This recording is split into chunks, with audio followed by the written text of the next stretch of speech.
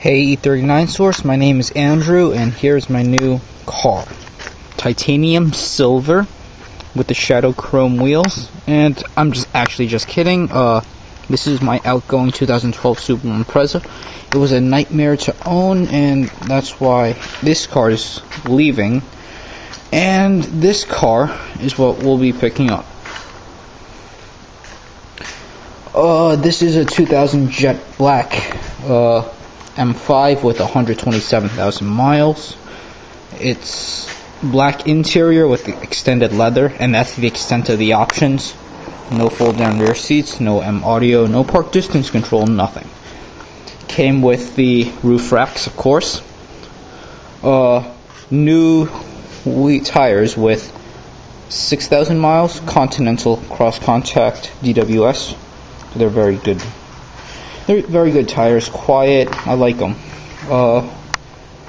In the back, there's a laser jammer, Blinder M47. It's on both sides of the car rear bumpers.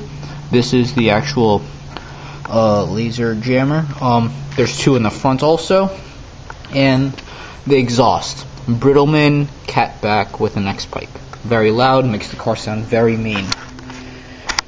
Now, I'd like to talk about the issue with the gas cap rust that many cars, M5s, have. But first of all, it's locked. Let me unlock it. The key does not work remotely with this car, at least not this original key. I have the secondary key, that works fine. I just don't want to wear that one out. It looks practically new, so here's my original key. And well, here you go. As soon as I get my flashlight out. My flashlight's my phone. If you look close, you can see bubbles in the paint. And like elsewhere around the thing, you see nothing. Just bubbles right here. Well, that's the extent of the gas cap rust. There's no drain tube where the gas cap is, so water builds up, and well, over time, over 13 years for this car, it starts to bubble. I've only seen one car, it's had 30,000 miles. It's a 2000 model also, but with such low mileage, it never saw rain, never saw anything, and well, no rust. It's a straight body, and this is another extra that I got. Replica AC Schnitzer rims. They're sandblasted, so they're ready for me to powder coat, and this will be, I guess, for my winter rims. Around the back into the trunk, there's the original center console. It's cracked, so that's why the original owner replaced it. There's a box of rear brake pads. This car needs them soon. And here's a liter of oil, Lubro Moly, 10W60s. Okay, into the trunk. This thing has the original GPS Mark II, I believe, maybe Mark III, and it has a DICE adapter for the iPod, which you'll see inside. The DICE disconnects the CD changer, so I can't use the CD changer, sadly. It's got a nice WeatherTech mat for the trunk. I like it. Keeps everything clean. Exterior wise, it needs a detail badly. Okay, to the inside. Black. It's dark.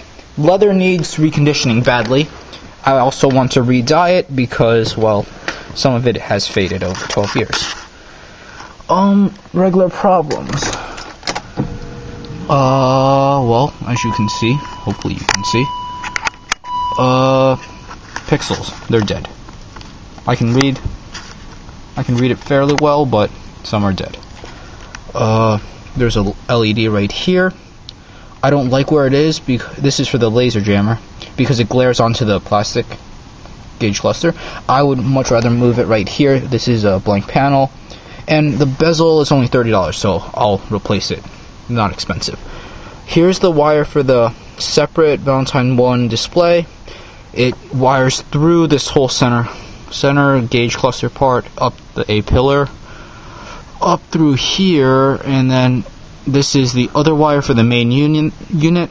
The hard wire should be in here, but the previous owner told me he took it out for his next car, so that's not a problem.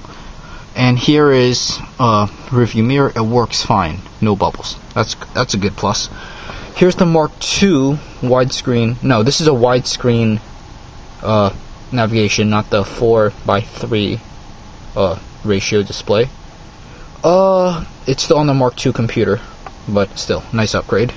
The knob, radio knob, the rubber piece comes off, but that's not a problem. Here's the dice connector.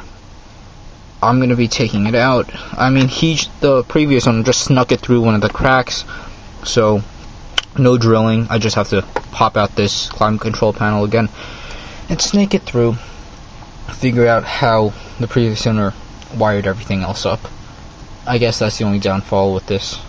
The cigarette lighter does not work, so I have to figure out if it's a fuse or if it's the whole cigarette lighter.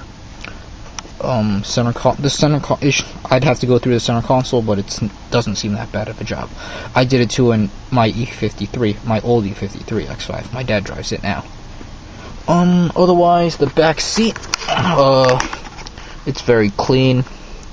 It's dry, not cracked, but the leather is wearing a little. That's not a problem. The Alcantara headliner is fine. That's all boring stuff. There's nothing much. For 127,000 miles, this is in first gear. It's very, very wobbly. Let me pull up the handbrake real quick. It should hold. And well, this is the free play in neutral, and this is the side to side, so it's pretty loose. And just like say third gear, again, very, very wobbly. I'm not a real fan of it, but 127,000 miles, you'd expect it. And it's a little tough because of all the play I have to get into reverse, but I can get into reverse fine. It's a real machine. I like this car a lot.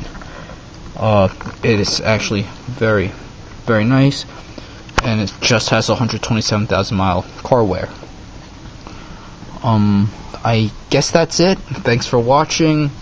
E39 source. I hope to post up some more videos talking about this car and what I've done to it. I'm pretty sure I'm going to do a detail first of all, and to do some minor things that bug me, such as replacing this bezel and unwiring the Valentine 1 separate display, because I prefer mine just to be right up here, like in my X5.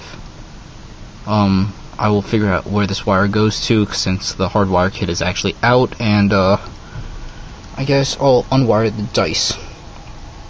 Otherwise, yeah, this is a nice car. No cracks in the leather. Dashboard is nice. And well, that's about it. Thanks for watching. Goodbye.